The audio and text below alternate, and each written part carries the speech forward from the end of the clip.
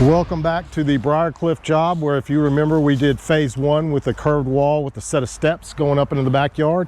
And now we're doing phase two, which is going to be a retaining wall along the back side here, where they're obviously having some major erosion problems.